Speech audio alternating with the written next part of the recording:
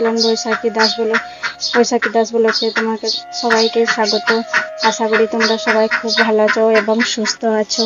চলো আমি হাঁসগুলো চলে এসে আওয়াজ শুনতে পাচ্ছ, হাঁসগুলো কাজে চলো খেতে দিই, ধান দেবো, পান্নাতে ধান দিবা। চলো দেখাই তোমাদেরকে।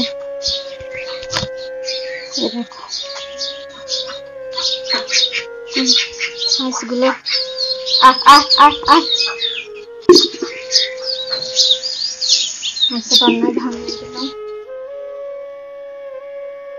এখন গরমকাল, তাই ধুলো বালি উঠোনে ঝাড়ু মেরে নিচ্ছি আর একটুখানি জলও ছিটিয়ে দিচ্ছি উঠোনের মধ্যে। বন্ধুরা তোমরা দেখতে পাচ্ছ উঠোনে সব ঝাড়ু দেওয়া হয়ে গেছে। এবার বাইরে চালাটাও ঝেঁটিয়ে নিচ্ছি। বাইরে যে গেটটা আছে গেটের সামনে ওইগুলো সব ঝেঁটিয়ে নিচ্ছি। চালার সামনে সব যে একটা চালা আছে গরুর, তোমাদেরকে বলেছি ভিডিওর মধ্যে, গরু চালা সাইডে এমনি খড়গুলো যেগুলো পড়েছিল সব ঝেঁটিয়ে এক জায়গায় জড়ো করে রাখছি। রাস্তাটা যখন থেকেই আমি ঝাড়ু দিতে লেগেছি, আমার মেয়ে দেখো আমার পেছনে ঘুরছে, ফোনটা নিয়ে আমার মেয়ে ক্যামেরা করছে, দিয়ে দেখো বকিয়ে যাচ্ছে আমি ঝাড়ু দিচ্ছি। আমি বলছি তো এরকম করিস না, তাও শুনছে না, দেখতে পাচ্ছ। আর রাস্তাগুলো আমি দেখো সব ঝাড়ু দিয়ে পরিষ্কার করে নিলাম।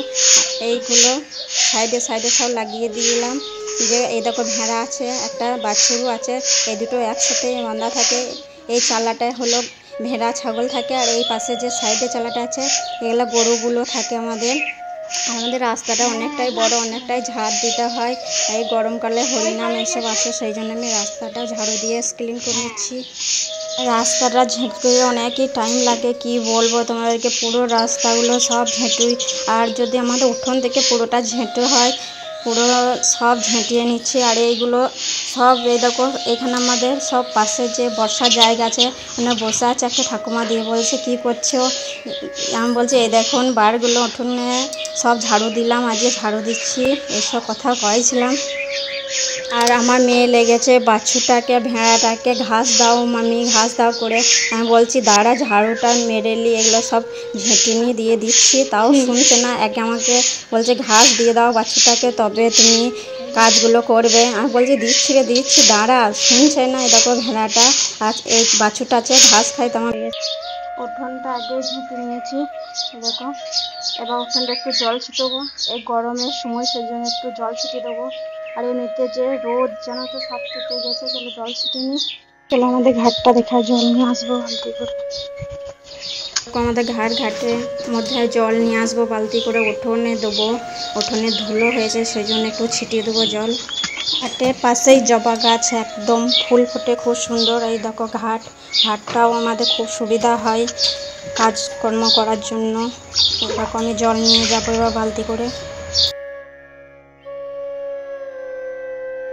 বন্ধুরা ঘাট থেকে বালতি নিয়ে জল নিয়ে চলে এলাম, উঠোনগুলো ছিটুইছি।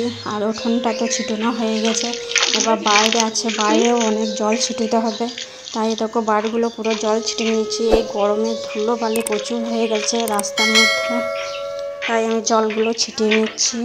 আর এই যে রোদ গরম জল দিচ্ছি, তো জলগুলো রাস্তাতে শুষে নিচ্ছে। একে তো ঢালাই, তাতে আবার মনে হচ্ছে যেন জল সঙ্গে সঙ্গে শুষে নিচ্ছে, আর সেই তাপগুলো পায়ে ছাক করে লাগছে।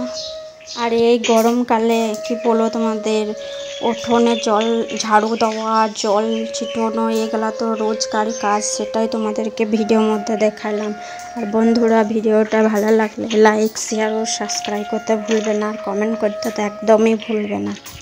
আরগুলো আমার জল ছিটানো হয়ে গেছে, আর এই তো অল্পখানি জল ছিল বাড়ির মধ্যে, সেটা একটু উঠোনে দিয়ে দিলাম ছিটিয়ে।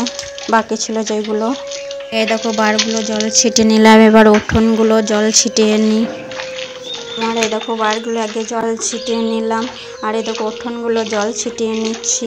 আর জল ছিটিয়ে আমার কাপড়গুলো এমন করে ভিজে গেছে, কি বলবো তোমাদেরকে।